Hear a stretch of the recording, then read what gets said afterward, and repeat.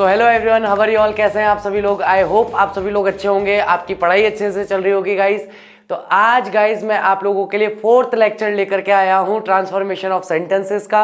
आज हम लोग बात करने वाले हैं अफर्मेटिव सेंटेंस जो है, या जिन्हें आप असर्टिव सेंटेंस कहते हैं, उन्हें नेगेटिव में, नेगेटिव से अफर्मेटिव में, या असर्टिव में, या फिर अफर्मेटिव को इंटेरोगेटिव में, फिर असर्टिव में, फिर इंटेरोगेटिव या फिर एक्सक्लेमेटरी सेंटेंसेस जो है उन्हें असर्टिव में किस तरीके से चेंज किया जाता है, इसके बारे में आज हम लोग डिस्कशन करने वाले हैं। तो एडवर्ब रिलेटेड एक डिस्कशन हमारा हो चुका है ऑलरेडी। साथ ही साथ हम लोगों ने डिग्री वाला जो है लास्ट देख लिया था, उससे पहले भी हम लोगों ने सेंटेंसेस को चेंज करना सीखा था। तो उसी क्रम को आगे बढ़ाते हुए आज ये जो इंपॉर्टेंट टॉपिक है इस पे हम लोग डिस्कशन करने वाले हैं। So let's begin our topic. अपना टॉपिक आज का स्टार्ट करते हैं। तो आज के टॉपिक में गाइस लास्ट में एक्सरसाइज नहीं रहेगी, इसके बाद जो लेक्चर आएगा उसमें लास्ट में एक्सरसाइज रहेगी। तो आज लास्ट में जो हमारे एग्जाम्पल्स आने वाले हैं वही हमारी एक्सरसाइज है।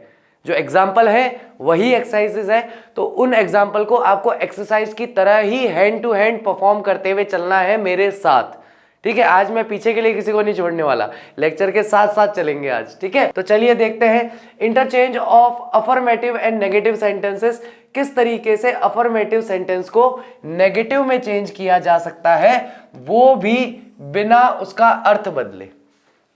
मेन क्या है, मेन बात तो यही है ना, कब से यही तो बात चल रही है, बिना अर्थ बदले। यानी कि हमें अफर्मेटिव सेंटेंस को नेगेटिव में चेंज तो करना है, लेकिन उसका अर्थ नहीं बदलना चाहिए। तो उसके लिए एक बार पहले हम एग्जांपल्स को देखते हैं। आपके सामने कुछ नेगेटिव सेंटेंस आने वाले हैं, उन नेगेटिव सेंटेंसेस को आप देखिए कि वो नेगेटिव सेंटेंसेस किस तरीके से हैं। She is not an ugly girl, वह एक बदसूरत लड़की नहीं है। यू डू नॉट डिसलाइक मी, तुम मुझे नापसंद नहीं करते। He was not sure rather it was you, वह निश्चित नहीं था कि क्या वह तुम हो या यदि वह तुम हो। Sita did not hate Ram, तो सीता जो है राम से घृणा नहीं करती है। अब इन वाक्यों को हम देखते हैं कि सारे के सारे वाक्य कैसे हैं, नकारात्मक हैं, नेगेटिव सेंटेंसेस हैं। अब इन नेगेटिव सेंटेंसेस को अगर मुझे पॉजिटिव सेंटेंस बनाना है या अफर्मेटिव सेंटेंस बनाना है, तो देखो स्वाभाविकता क्या कहती है। छोड़ो रूल को, रूल को 5 मिनट के लिए कोने में रखते हैं कि हमारे पास कोई रूल नहीं है। हमारे को सीधा सीधा ये काम कहा गया है कि भैया इस सेंटेंस को सकारात्मक बना लो। इस नकारात्मक वाक्य को कैसा बना लो, इस नकारात्मक वाक्य को सकारात्मक बना लो, पर अर्थ ना बदले। तो अगर वह बदसूरत लड़की नहीं है तो वह कैसी हो जाएगी, एक खूबसूरत हो जाएगी। तो वह एक सुंदर लड़की है, इसका मतलब वह एक बदसूरत लड़की नहीं है। यू डू नॉट डिसलाइक मी, इसका मतलब तुम मुझे लाइक करते हो, तो तुम मुझे डिसलाइक नहीं करते। He was not sure rather it was you, वह निश्चित नहीं था, तो वो अनश्योर था भैया। वो कैसा था, अनश्योर था कि ये मैं हूं कि नहीं हूं। Sita did not hate Ram, अब वो घृणा नहीं करती तो प्रेम कर रही होगी। अगर प्रेम नहीं करेगी तो घृणा करेगी, घृणा नहीं करेगी तो प्रेम करेगी। ये स्वाभाविकता है। और पता है सबसे अच्छी बात क्या, स्वाभाविकता ही हमारा नियम है। इसके अफर्मेटिव सेंटेंस कैसे बने, she is a beautiful girl, you like मी, तुम मुझे पसंद करते हो। Sita loved Ram, he was doubtful rather it was you. अब अगर श्योर नहीं है तो क्या हो जाएगा, डाउटफुल हो जाएगा।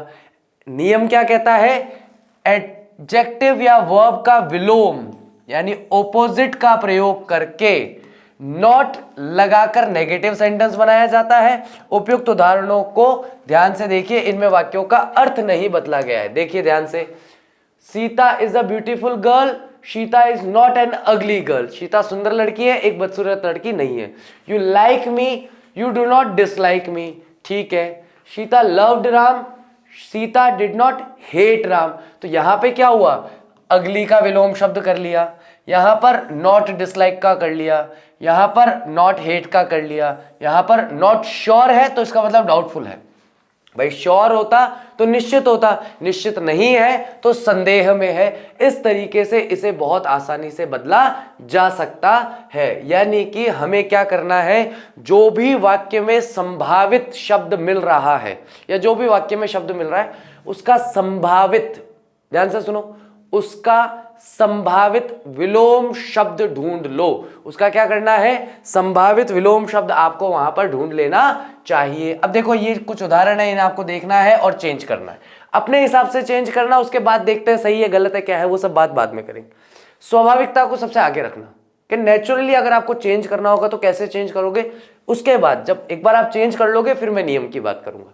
तो चलिए मैं आपको अफर्मेटिव सेंटेंस दे रहा हूं एक, उसको आपको नेगेटिव में चेंज करना है। Only a little child would talk like that, केवल एक छोटा बच्चा ही इस तरीके से बात कर सकता है, यानी कि किसी के बात करने का तरीका ऐसा है जैसे केवल एक छोटा बच्चा ही बात कर सकता है। Only a little child would talk like that, केवल एक छोटा सा बच्चा ही इस तरीके से, इस रीति से, इस विधि से बात कर सकता है। इसको चेंज करने में हम क्या बना लेंगे, देखिए, none but a little child, यानी कि कोई भी नहीं बल्कि एक छोटा बच्चा। तो नन बट का मतलब क्या हो गया, ऐसे कोई भी बात नहीं कर सकता, तो केवल कौन बात कर सकता है, अ little child.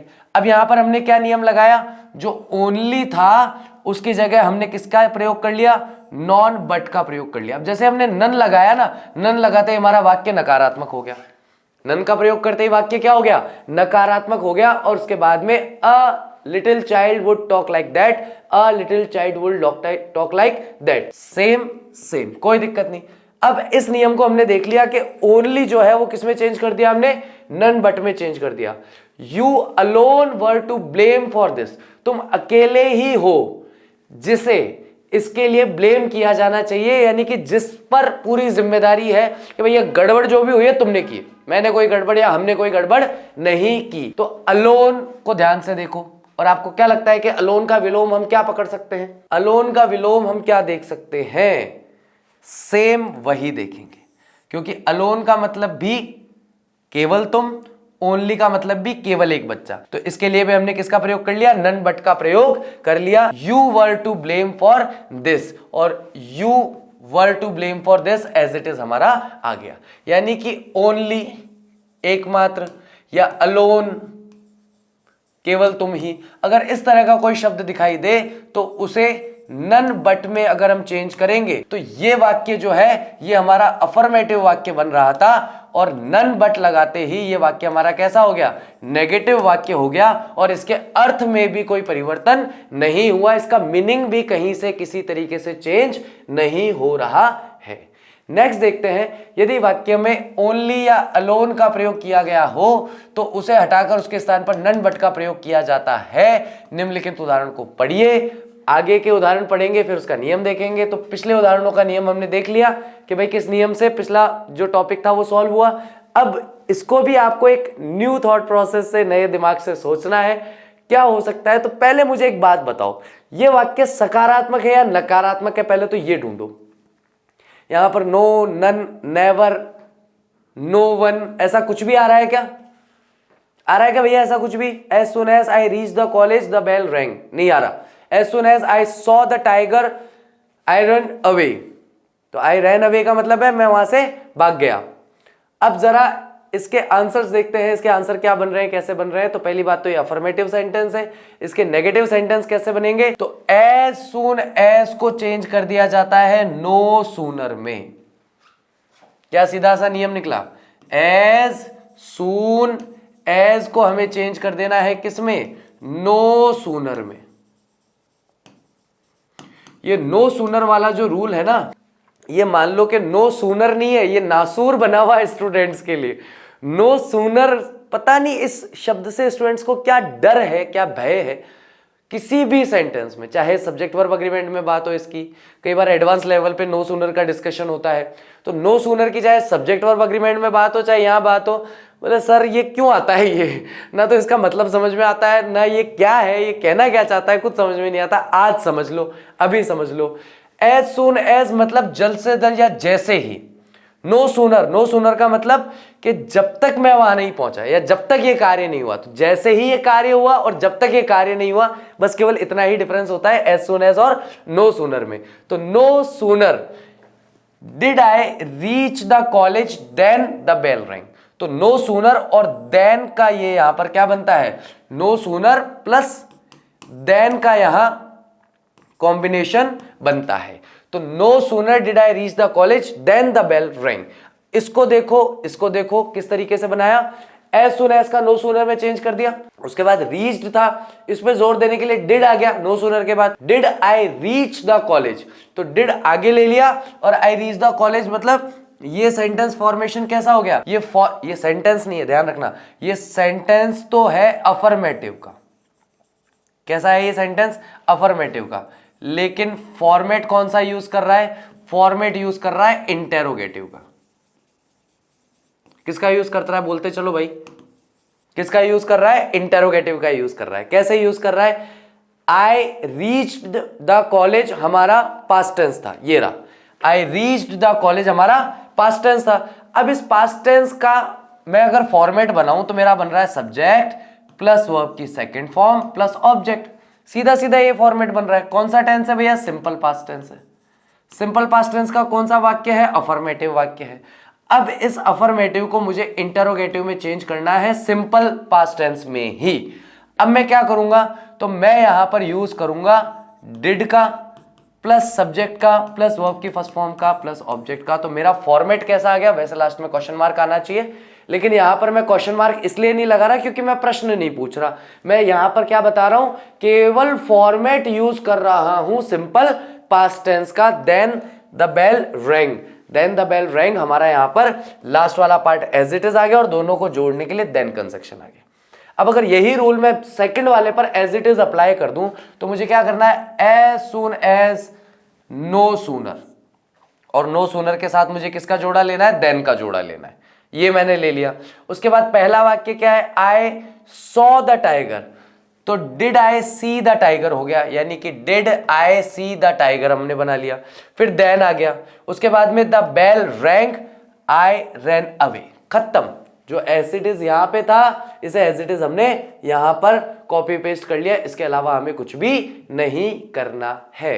As soon as जिन वाक्यों में प्रयोग किया जाता है वहां नेगेटिव सेंटेंस बनाने के लिए पहली बात, एज सुन एज के स्थान पर नो सूनर डिड तथा देन का प्रयोग करते हैं, ये हमने देख लिया।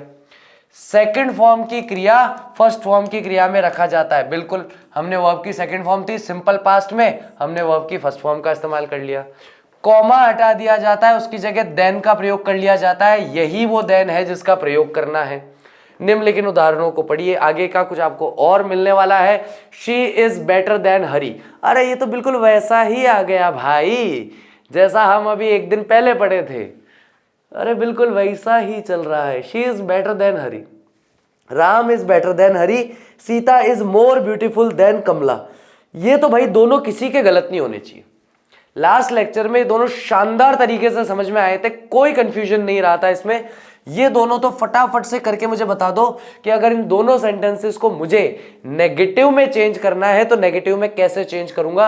ये मेरे सकारात्मक वाक्य हैं, ये मेरे अफर्मेटिव सेंटेंसेस हैं, मुझे इसे नेगेटिव में चेंज करना है। वहां पर नियम ही यही था कि इस तरह के अफर्मेटिव नेगेटिव में जाते हैं और नेगेटिव अफर्मेटिव में जाते हैं, वहां पर नियम ही यही काम कर रहा था, यानी कि एक तीर से दो शिकार हो गए वहां पे। राम इज बेटर देन हरी, करो चलो फटाफट से सॉल्व कर दो, इसे निपटा दो। कमेंट बॉक्स में करना है, पता है ना सबको, आंसर का लिखना है इन दोनों का कमेंट बॉक्स में, कमेंट बॉक्स में इनका आंसर मुझे चाहिए। चलिए नेक्स्ट देखते हैं इसका नेगेटिव सेंटेंस। पहला सेंटेंस क्या था देख लीजिए, Ram is better than Hari, ठीक है। Sita is more beautiful than Kamala, तो Ram is better than Hari, तो राम की जगह हरी, हरी की जगह राम, इसका रह गया is not as good as, फिर क्या लग गया, नॉट एड गुड एज, और ये किसकी जगह लगाया है, ये लगाया है बेटर देन की जगह। तो ये हम लोगों ने फॉर्मेट बहुत अच्छे से देख लिया था लास्ट वाले लेक्चर के अंदर। कमला इज सेम, इधर से कमला चली गई सीता की जगह, सीता आ गई कमला की जगह, सीता दोनों की जगह चेंज करी, प्रेजेंट टेंस में चल रहा था तो इज रखा, मोर ब्यूटीफुल था तो उसको हटाकर नॉट एज ब्यूटीफुल एज कर लिया। इस तरीके से अब ये वाक्य दोनों क्या हो गए हैं, नकारात्मक वाक्य हो गए, नेगेटिव सेंटेंस हो गए। यदि वाक्य कंपैरेटिव डिग्री में है तो प्रयुक्त कंपैरेटिव डिग्री के शब्द को पॉजिटिव डिग्री में परिवर्तित कर देते हैं, बिल्कुल सही, पिछली बार भी किया था। उसके सो या एज तथा उसके बाद में भी एज लगाया जाता है, यानी कि अगर एडजेक्टिव है तो उस एडजेक्टिव से पहले तथा बाद में एज का या सो एज का प्रयोग किया जा सकता है। सो एज भी लगा सकता हूं, एज भी लगा सकता हूं। जिससे तुलना की जाती है उसे कर्ता के स्थान पर और जिसकी तुलना की जाती है उसे अंत में रखा जाता है। वो तो हम क्रॉस कर ही रहे थे, है कि यहां पर हमारा क्या आ रहा था, एक बार देखूं क्या, राम और हरि था तो चेंज, पहले क्या था, बेसिक सेंटेंस में राम यहां था, हरि यहां था, जब चेंज करने आए तो हरि यहां आ गया और राम यहां आ गया। बात की थी ना इस बारे में, तो पहले भी बात की थी। नॉट शब्द जो है वो एज या सो के पहले लगाया जाता है। उदाहरण संख्या 1 और 2 में अभी अभी जो हमने देखा उसमें देखा जा सकता है, बहुत ही आसानी से इसे समझा जा सकता है। निम्नलिखित उदाहरणों को पढ़िए। अब आपके सामने कुछ एग्जाम्पल्स हैं, उन्हें आपको देखना है। He is too old to run fast. अरे यार क्या हो रहा है हमारे साथ, जो पहले पढ़ लिया वही वापस आ रहा है। चलो कर दो फटाफट से इसे चेंज, बढ़िया है ना, रिवीजन हो रहा है। रिवीजन के लिए अलग से माथाफोड़ी नहीं करनी पड़ेगी, है उल्टे चल रहे हैं अब हम टॉपिक में, पहले सीधे चल रहे थे, अब कैसे चल रहे हैं, उल्टे चल रहे हैं। तो he is too old to run fast, too की जगह सो कर लो, ओल्ड का ओल्ड आ जाएगा, टू रन फास्ट में पहले दैट आ जाएगा। फिर ही की बात हो रही है और प्रेजेंट टेंस में है तो ही के साथ कैन नॉट आ जाएगा। कैन नॉट के बाद में जो हमारे पास लास्ट में है उसे हम as it is copy paste कर लेंगे। यही तो बात हुई थी भैया, ही की जगह ही आ गया, इसकी जगह इज, सीधा सीधा कॉपी पेस्ट। सो ओल्ड कैसा है भैया, सो ओल्ड है, वेरी, टू ओल्ड को छोड़ करके सो ओल्ड कर लिया। उसके बाद लगा लिया हमने कंजक्शन दैट, दैट के बाद हमने जो हमारा यहाँ पर सब्जेक्ट था उस सब्जेक्ट को एज इट इज यहाँ पर ले लिया, फिर यहाँ पर ले लिया कैन और यहाँ ले लिया नॉट, कैन नॉट लगा लिया। उसके बाद रन फास्ट है तो रन को हमने रन ले लिया, फास्ट को हमने फास्ट ले लिया। तो he is so old that he can not run fast. First lecture में बहुत बच्चों ने बहुत अच्छे से इसका आंसर दिया था, मैं मान ही नहीं सकता कि यहाँ पे किसी को समस्या आएगी। He is so old that he can not run fast, बिल्कुल जैसा मैंने बनाया वैसा ही यहाँ पर नेगेटिव में बना। सेकंड वाला तो अब मैं बताऊंगा नहीं, लेकिन आपको बनाना पड़ेगा।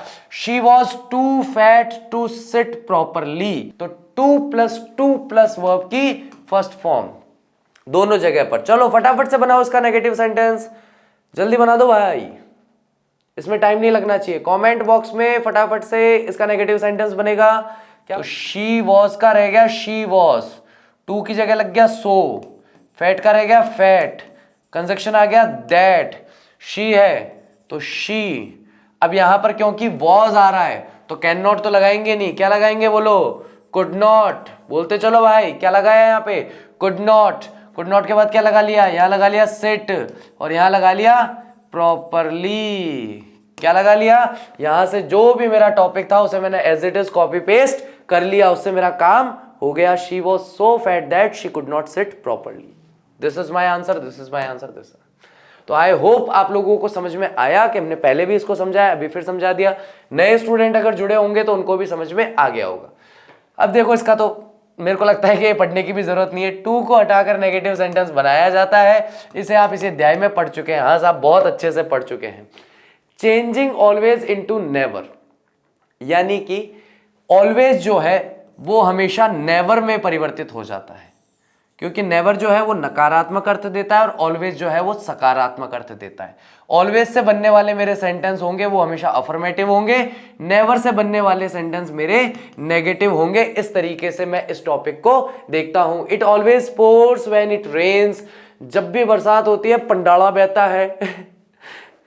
राजस्थान के लोग समझ रहे होंगे पंडाला किसे कहते हैं, बहुत ज्यादा पानी बहना पोर्स कहलाता है ना, बहुत ज्यादा पानी बरसता है। तो इसको अगर मुझे चेंज करना हो तो मैं ऊपर वाले नियम का पालन करते हुए चेंज कर सकता हूं कि मुझे क्या करना है, सीधे तौर पर ऑलवेज को नेवर में चेंज करना है। लेकिन सेंटेंस कैसा बनेगा, it never rains when it pours. अब देखो क्या हुआ, ऑलवेज के साथ तो इसने पोर्स का यूज किया था कि हमेशा बहुत तेज पानी बहता है जब कभी बरसात होती है। तो it never rains when it pours, यानी कि जब बरसात नहीं होती है तब पंडाला बहता है या बहुत ज्यादा पानी बहता है। तो इस वाक्य में हमने क्या करा, रेन्स को पोर्स की जगह लगा लिया, पोर्स को रेन्स की जगह लगा लिया। अब इसका अर्थ समझो कि जब बरसात होती है तो बहुत ज्यादा पानी बहता है, जब बरसात नहीं होती तो पानी नहीं बहता। सीधी सी बात है। पानी बहना किस पर निर्भर करेगा, पानी बहना निर्भर करता है उसके बहुत ज्यादा बरसात होने पर, कि अत्यधिक बरसात होती है, हमेशा जब भी बरसात होती है पानी बहता है, नहीं होती नहीं होता। यूजिंग टू ऑपोजिट, दो विलोम शब्दों का प्रयोग करके, दो विलोम का प्रयोग करके किस तरीके से इसे बनाया जा सकता है। अगर मैं दो विलोम का प्रयोग करूं और वाक्य को बनाना चाहूं तो कैसे बनाऊंगा। तो विलोम के बारे में अभी हम लोग काफी चर्चा कर चुके हैं। फटाफट से बिना ज्यादा देर लगाए, मैंने कहा था लास्ट में एक एक्सरसाइज आएगी, वही एक्सरसाइज हमारी आज की, मतलब जो एग्जाम्पल है वही हमारी एक्सरसाइज रहेगी। तो वह एक्सरसाइज आ चुकी है, इसको आपको देखना है किस तरीके से आपको करना है। आज भी मैं इसको आपको लेकर के आया हूं आप लोगों के लिए, इसको फटाफट से करके मुझे दे दो। एवरीवन विल एडमिट इट, सभी लोग इसे स्वीकार कर लेंगे। तो मेरे हिसाब से अगर मैं बनाना चाहूं तो no one will deny it, कोई भी इसके लिए मना नहीं करेगा। क्या बन जाएगा यहाँ पे, नो वन विल, अरे ये तो सेकंड का आ गया। चलो तीन, अब पहले तीनों का आंसर दो, उसके बाद में आंसर दूंगा, गड़बड़ हो जाएगी ऐसे तो आगे के आंसर दिख जाएंगे। चलो 1 2 3 फटाफट से तीनों को सॉल्व करो फटाफट से। Brutus loved Caesar, Julius Caesar Shakespeare का शानदार ड्रामा जिसके अंदर राजा है और वो राजा अपनी प्रजा के लिए, प्रजा से बहुत प्यार करता है, अपनी पूरी संपत्ति चाहता है कि मेरे मरने के बाद मेरी पूरी संपत्ति जो है, हालांकि सीजर वहां पर राजा नहीं है, वो एक तरह का सेनापति टाइप का है, सेनापति का किरदार है, लेकिन बहुत शानदार बहुत लाजवाब किरदार है। किस तरीके से लोग उसे धोखा देते हैं, किस तरीके से उसके साथ धोखा होता है, उसकी हत्या कर दी जाती है। ब्रूटस जो है उसका प्रिय मित्र है और कैसे ब्रूटस जो है उसकी मौत की टाइम पे, यानी उसकी शोक सभा के अंदर किस तरीके से वो अपना भाषण देता है, वो बहुत सुनने लायक है। मतलब ब्रूटस जिस अंदाज में सारी बात कहता है ना, वो अंदाज बहुत लाजवाब है, बहुत शानदार है ना। वेयर देयर इज स्मोक, जहां कहीं धुआं होता है, देयर इज फायर, वहां आग होती है। तो सीधी सी बात है, आग नहीं होगी तो धुआं नहीं होगा। तो ब्रूटस जो है अगर सीजर से प्यार करता है, तो सीता भी तो अभी राम से प्यार कर रही थी, उस समय क्या किया था हमने, हाँ उस समय क्या किया था, बस जो वहां किया था वही यहां हो जाएगा। चलिए आंसर देखते हैं फटाफट से, तीनों आंसर देख लेते हैं। No one will deny it, everyone का क्या कर लिया, नो वन। एडमिट का क्या कर लिया, डिनाई करना। तो एवरीवन विल एडमिट इट, सभी लोग इसे स्वीकार कर लेंगे, तो कोई भी इसे अस्वीकार नहीं करेगा, एक ही बात है। ब्रूटस लव्ड सीजर, तो Brutus was in not without love for Caesar, या फिर आप इसकी जगह ये भी कह सकते हो कि Brutus did not hate Caesar. ठीक है, आप इस तरीके से भी लिख सकते हो। और no without love for Caesar इस तरीके से भी लिख सकते हो। Where there is smoke there is fire, there is no smoke without fire, यानी कि धुआं नहीं होता आग के बिना। तो जब तक आग नहीं होगी तब तक धुआं नहीं होगा। He wrote a letter, he writes a letter, he tried every plan and he finished everything. फटाफट से दो चीजों को नेगेटिव बना के करने की कोशिश करना कि वाक्य में दो चीजें जो है उन्हें नेगेटिव बनाया जा सके। He wrote a letter, he writes a letter। मुझे तो पहले वाले दो हैं ना, नंबर 4 और नंबर 5 में इंटरेस्ट आ रहा है, नंबर 6 और 7 तो ठीक है, वो तो कर हो जाएंगे। 6 और 7 तो मुझे नहीं लगता किसी के ज्यादा गलत होने वाले हैं, लेकिन 4 और 5 में क्या करते हो वो देखने वाली बात है। चलिए वीडियो पॉज कर लीजिए, फिर इसको अभी देखते हैं क्या है। तो he wrote a letter, he did not fail to write a letter, यानी कि वह असफल नहीं होता पत्र लिखने में, या वह असफल नहीं हुआ पत्र लिखने में, इसका मतलब उसने पत्र लिखा।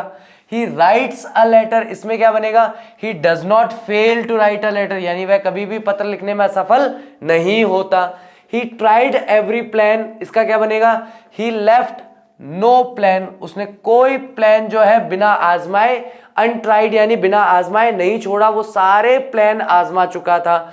ही फिनिश्ड एवरीथिंग, क्या बनेगा, ही लेफ्ट नथिंग अनफिनिश्ड, उसने सब कुछ समाप्त कर दिया, उसने कुछ भी बिना समाप्त किए नहीं छोड़ा। इस तरीके से टू ऑपोजिट्स यानी कि दो विलोम शब्द मिलाकर के एक वाक्य बनाया जा सकता है। तो चलिए गाइस आगे देखते हैं, आगे हमें इसमें क्या मिलने वाला है। आगे मिल रहा है from negative to affirmative sentences, यानी किस तरीके से नकारात्मक वाक्यों को सकारात्मक वाक्यों में चेंज किया जा सकता है, नेगेटिव टू सेंटेंस अफर्मेटिव किया जा सकता है। तो बिल्कुल सेम जो अब तक रूल लगे उनको उल्टा लगाना है, बहुत ज्यादा इसमें दिमाग लगाने की जरूरत है नहीं। अफर्मेटिव से नेगेटिव सेंटेंस बनाने के नियमों को विपरीत कर देने पर वाक्य नेगेटिव से अफर्मेटिव सेंटेंस बन जाता है। चलो फटाफट से चेंज करते चलो। नन बट हमने किसकी जगह लगाया था, या तो हो ओनली या हो अलोन। ओनली या अलोन हो तो उसकी जगह क्या हो जाता है, नन बट का प्रयोग हो जाता है। तो only a coward would flee from the duty, मात्र एक कायर इंसान ही ऐसा हो सकता है, या अ कावर्ड ओनली, या एकमात्र कावर्ड का मतलब होता है कायर इंसान जो अपने कर्तव्य से भागता है। She is not an ugly girl, अरे यार ये तो फिर वैसा ही आ गया, इसमें तो कुछ चेंज ही नहीं आया। तो यहाँ पर ओनली अ कावर्ड करके भी कर सकता हूं और अ कावर्ड अलोन भी कर सकता हूं। Would flee from the duty same रह जाएगा। She is not ugly girl, वापस से इसका आंसर लिख दो भैया, इसका आंसर सबको रटा पड़ा होगा अब तो, है ना, ये इसका आंसर तो रट गया होगा। चलिए नो सूनर और देन किसमें प्रयोग होता है, नो सूनर और देन का प्रयोग हम करते हैं किसके साथ, फटाफट से आंसर लिखो। Mohan is not as wise as, चलो लगाओ पॉजिटिव डिग्री से कंपेरेटिव डिग्री वाला दिमाग। The book was so difficult that it could not be read, बताइए क्या बनेगा, सो दैट का प्रयोग करके बन रहा है, सो दैट का प्रयोग करके बन रहा है। इसका आंसर ये है और इसका आंसर ये है, हाँ कैसे करोगे इसे, चलो फटाफट से देखते हैं। As soon as, no sooner than हटाया, as soon as he came here I met him, comma लगाना मत भूलना क्योंकि कॉमा हटा के ही देन लगाया था, तो देन हटेगा तो कॉमा वापस आ जाएगा। तो ये मेरा सेंटेंस स्ट्रक्चर कैसा है, इंटेरोगेटिव टाइप का है, लेकिन जब मैं इसे चेंज करके यहां बनाऊंगा तो मैं कैसा बनाऊंगा, अफर्मेटिव टाइप का बनाऊंगा। तो डिड ही कम हेयर की जगह ही केम हेयर कर लिया मैंने, आई मेट हिम को मैंने एज इट इज ले लिया।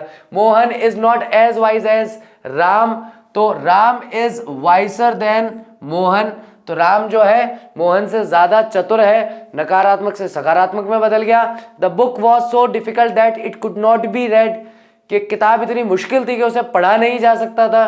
तो टू हार्ड टू कर लो इसको भाई, टू से बना लो। मैंने क्या बताया था कि यहाँ पर टू और टू का अगर हम यूज करेंगे तो हमारा काम बहुत आसानी से हो जाएगा।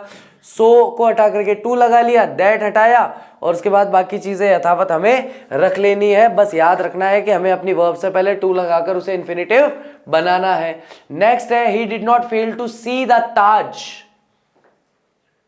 असफल नहीं हुआ ताज देखने में, मतलब सफलतापूर्वक ताज देख लिया, यही तो बनेगा भाई। अगर वो ताज देखने में असफल नहीं हुआ तो सफलतापूर्वक उसने ताज देख लिया, खत्म बात। नन बट वापस आ गया भैया, इस पे बात नहीं करूंगा, सीधा आंसर मांगूंगा। Do not read this lesson, ये पार्ट मत पढ़ो, do not read this lesson, ये पार्ट मत पढ़ो, डोंट रीड, नहीं पढ़िए। ही सॉ द ताज, सीधी बात, फेल नहीं हुआ तो उसने ताज देख लिया। नन बट में the honest deserve to be praised, कोई भी व्यक्ति ऐसा नहीं है जिसकी प्रशंसा की जानी चाहिए, एक ईमानदार व्यक्ति ही डिजर्व करता है कि उसकी प्रशंसा की जाए। Do not read this lesson, ये पार्ट मत पढ़ो, तो मत पढ़ो भाई, सीधी से ऑर्डर दे दो। Only the honest, none but को किसमें चेंज कर लिया, और यहां पे चाहता तो द ऑनेस्ट अलोन भी कर सकता था। Do not read this lesson, omit this lesson. देखो दो चीजें होती है, पहली चीज होती है आपके ग्रामर में भी ये बात काम आएगी ना, ग्रामर के क्वेश्चन को समझने में। सीबीएसई वाले बच्चों के एक टॉपिक आता था एडिशन और ओमिशन। एडिशन एंड ओमिशन क्या होता है, उनको एक वाक्य दे दिया जाता था और उन्हें वाक्य दे करके कहा जाता था कि इसमें जिस चीज की आवश्यकता है, जो कमी है, उसे जोड़ो, और अगर कोई चीज अतिरिक्त है तो उसे हटाओ, या कोई चीज गलत है तो उसे हटाओ, और उसकी जगह क्या सही शब्द आएगा वो बताओ। तो ओमिट का मतलब होता है किसी कार्य को ना करना। तो do not read this lesson, यानी कि इस लेसन को रहने दो, ओमिट कर दो, जितना लेसन तुम पढ़ रहे हो उसमें से इसे हटा दो, ठीक है। तो इस तरीके से इसका हमारा अर्थ निकल जाता है। तो गाइज आई होप आज का लेक्चर आप लोगों ने एंजॉय किया होगा। बहुत इजी, बहुत सरल था आज का लेक्चर, है ना। स्वाभाविकता बहुत ज्यादा है, रूल्स, रेगुलेशंस, ग्रामेटिकल एस्पेक्ट्स, ये चीजें बहुत ज्यादा नहीं है। ज्यादा क्या है इसके अंदर, रूल्स, नंबर ऑफ रूल्स बहुत ज्यादा है, कि हमें नियम पता होने चाहिए। नियम पता होगा काम होगा, नियम पता नहीं होगा काम नहीं हो पाएगा, ठीक है गाइस। तो यहां पर नियम नियम नियम करने से कुछ भी नहीं होगा, यहां पर स्वाभाविकता से काम होगा, ठीक है। नेचुरली वाक्य को देखना है, नेचुरली वाक्य को कन्वर्ट करना है। तो आई होप आज का लेक्चर आप लोगों ने एंजॉय किया होगा। कल मिलते हैं अगले पार्ट के साथ। Thank you very much, I will see you soon, take care, bye bye.